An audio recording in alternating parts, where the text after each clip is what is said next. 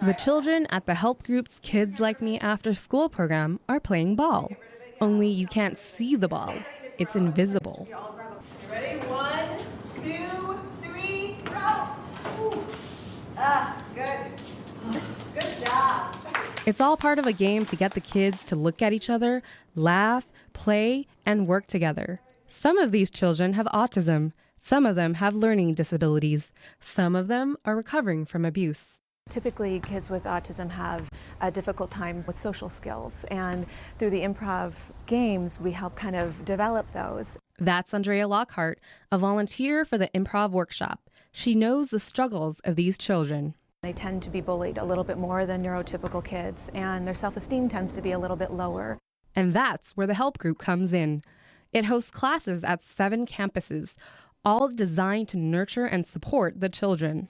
Over the 2 months Lockhart's been a help group volunteer, the kids have grown on her. John, one child in particular, is so enthusiastic and has so much fun and is always willing to jump in and try something new. And it's so inspiring when he makes this connection with these other kids and realizes that he's making people laugh, and the joy that just comes from him, you can't help but feel it. John's not the only one. Abby is another one of our star students. Started off a little bit more hesitant, and as the weeks have progressed has really warmed up and started to have a ton of fun. And she has such a great imagination and willingness to jump in now and learn and interact. Next year, Kids Like Me will host 11 groups in Sherman Oaks. Classes like yoga train, basketball, and chess will keep the kids mentally and physically active. It's inspiring. It really makes my week, every week that I'm here. It's so uplifting to be a part of this and hope that, we're making a little bit of a difference. The group serves over 1,500 students, so volunteers are always welcome. The help group could just use your help. Amy Lieu, 89.3 KPCC. What is doing? I can't believe it. That was Chu Liu's reaction when he found out his catalytic converter was sawed off his car. My van said last night is still okay, but I wake up this morning, it's gone. Now Chu lost an auto part that helps control the amount of exhaust his car releases.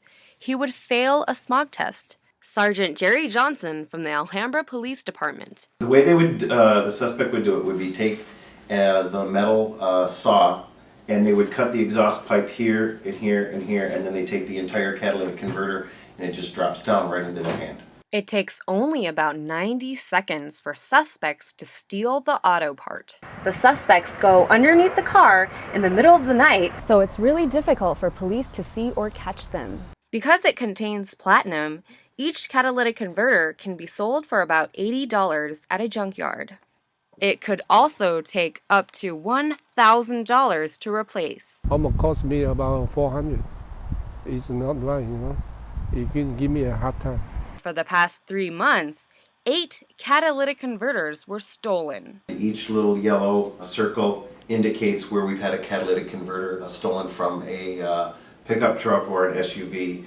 The best way to protect yourself from being a victim is to park your car in a safe place.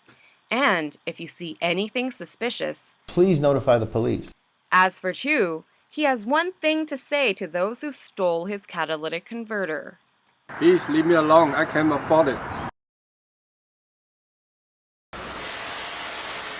That's the sound of the new Center for the Arts being built right here at PCC.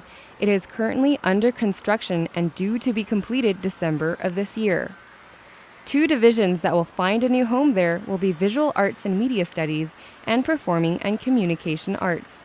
Some features of the new 62,000 square foot facility will include art studios, practice rooms, and laboratories. The art gallery, the recital hall, and the black box theater will be the centerpieces of the new building. The new art gallery will display some of the finest work from both students and professional artists. This is the Dean of Performing and Communication Arts, Dr. James Arnwine. On the visual arts side, they're now going to have a gallery that's right there adjacent to all of their work. And they will have just improved studios that they're really struggling with now. We'll have a recital hall now, which we don't have now. Right now we have Harbison Hall. It's kind of a reconverted lecture hall. Acoustics aren't great. There's not really a backstage. And it's so far distant from the rest of the arts on campus. So we're looking forward to having a really great state-of-the-art recital hall for our students and also for guests who come to campus. The hall will have more than 200 seats. The Black Box Theater will provide much needed space for the theater arts department. It's going to mean a lot to replace our small theater that we have now with one with a bigger stage, higher ceilings, more flexibility, lighting sets, a proper backstage. So that's going to be great. Music will have rooms with better acoustics because acoustics in our old K building were really problematic. We had outgrown that building, so we were working out of closets and things. And so the atmosphere, the rooms are much better designed for what they'll be for. For one, it's going to be wonderful for our students, and that's the most important thing. The new center will provide a central training ground for students to obtain practical experience. I think it will help focus the arts because now they're all coming together in one place on campus, the center of the campus. It's the center for the arts, so we're glad to see arts are combined right at the heart of the campus. Besides the advantages of more classroom and performance space, what are the other benefits of the new center? Finally, I think it will be good for the campus because it will become a showcase for the community, and it will also involve the community because there are spaces that they can be involved, whether it's guest artists performing in the recital hall or presenting in the gallery or in the theater, or the community coming to our student events. So I think it's going to be great for the college in every way. We look forward to seeing the building develop. Reporting for Lancer Radio News, I'm Amy Lieu.